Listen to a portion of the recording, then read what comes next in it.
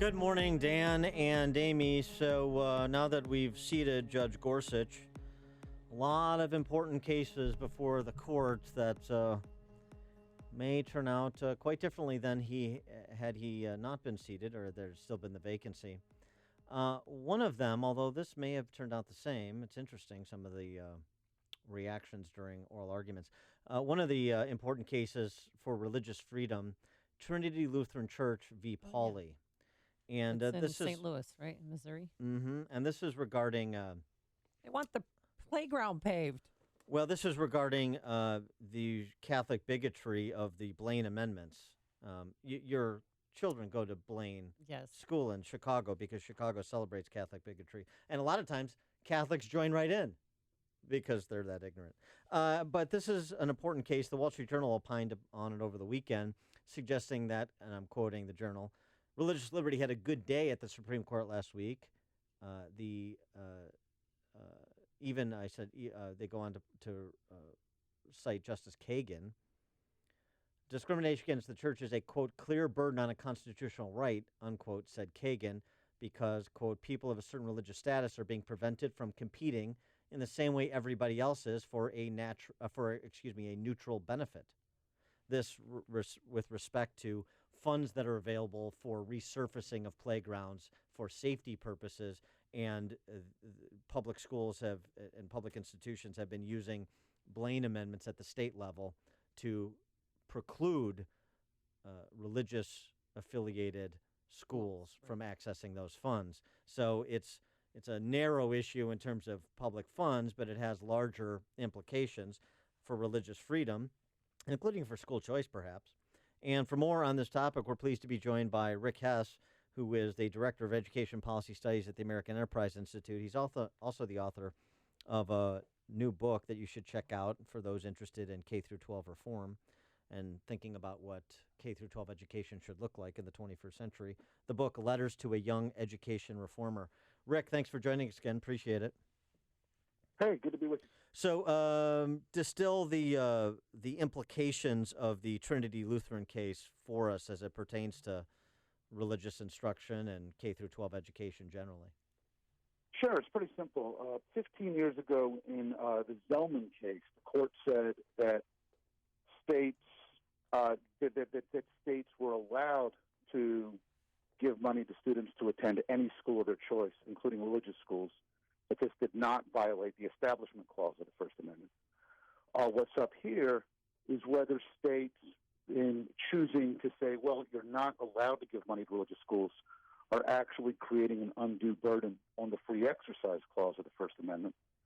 If the court finds for Trinity Lutheran, depending how it writes the decision, it might very well establish a precedent which says that states are not allowed to unilaterally bar legislators or school districts which choose to allow families to use education dollars to attend religious institutions. So what do you think is going to happen? I think it's pretty clear that Trinity Lutheran is going to win. Not only did the four conservative members of the court and Justice Gorsuch seem sympathetic to its argument, but Justice Breyer has previously made similar points about Blaine. As you guys heard Dan quote Justice Kagan making these points about Blaine. I think the real question is how narrowly or broadly the court might choose to rule on behalf of Trinity Lutheran. And there, we'll find out when they rule. What's the state of affairs? I mean, we're talking about the possibility of a government shutdown and all that blather this week in D.C. But I wonder if you could give us a little bit of an update with as celebrated and controversial an appointment as Betsy DeVos was for Trump's education secretary. There was a lot of enthusiasm, and is a lot of enthusiasm within the school choice movement to say, okay, we're going to get some movement in the direction of school choice from the federal government to the states. What form that takes is a bit up in the air. And if you could, 100 days in, give us a sense of where you think K-12 reform and any meaningful direction from the federal government on this issue stands. Yeah, well, I think one reality is that the Trump administration I think there was an open question how effective they would be at pushing the things that Trump had talked about a lot, repeal and replace, some kind of infrastructure bill, tax reform. The early indicators are that between the late start and division in the White House and bungled relationships with Congress, that the administration is not off to a particularly effective start. Whether or not you're going to get big school choice legislation is really going to depend on tax reform, because to move a school choice bill as legislation, you would need 60 votes in the Senate, unless they go to the nuclear option for legislation, which I don't think anybody anticipates this early, if ever. And you only have 52 Republicans. You're not going to get 8 Democrats to support a school choice bill in the Senate. So what they can do is they can do a tuition scholarship tax credit as part of tax reform, where you only need 50 votes in the Senate, plus Vice President Pence. But that depends on the Trump administration being able to move tax reform. And it also depends on whether or not Congress thinks, school choice is a high enough priority that it wants to make sure that that gets written in at the early stage and baked into the bill. Right now, even the administration seems unclear when and if it really expects tax reform to move. And I think the politics of this are complicated enough that if tax reform does move, it's certainly not a slam dunk that there will be a school choice provision within it. If the latest iteration from Mnuchin and the administration that they are going to introduce a tax reform package as soon as this week, but certainly they're recasting their desire and their belief in their ability to get tax reform done by August. And something like the tax credit you're talking about was included. How would that function? Particularly, how would that function in a state that would be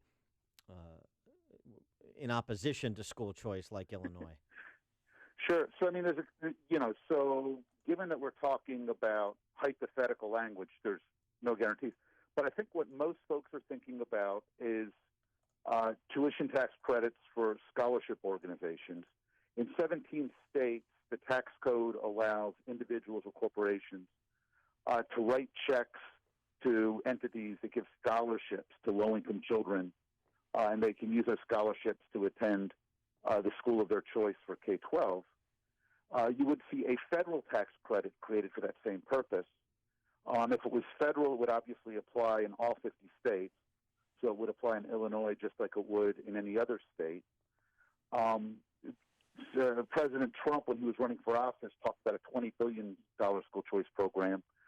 It appears that what they would talk about as doing for the tax bill, partly in order to make the numbers work, is something that would be much smaller. The idea might be that over 10 or 20 years it would grow to $20 billion, but they would probably be thinking about a $250 million tuition tax credit to start. So the 10-year projection is only about 3 or 4 or 5 billion, which makes it much easier to fit within Congressional Budget Office calculations. And what that would do is it would allow individuals or corporations, instead of writing their usual check to the U.S. Treasury, to instead write a check to a scholarship organization in their state that would give funds to kids to attend the K-12 school of their choice, and they could take a dollar-for-dollar reduction in their federal tax. Of course, you might very well have a lot of people who want to write a lot more than $250 million in checks, so you would need some kind of system for rationing and allocating this across states and limiting the amount of money that folks are allowed to give. The machinery of that is very much up in the air. And then this is essentially how the Florida school choice program took form at the state level. That's exactly right. Yeah. That's the model for what they're talking about. All right. He is Rick Hess. He is the Education Policy Studies Director at the American Enterprise Institute. The book, Letters to a Young Education Reformer. Rick, thanks for joining us again. Appreciate it. Hey, my pleasure. Good to be with you. And he joined us on our turnkey.pro answer line. The more you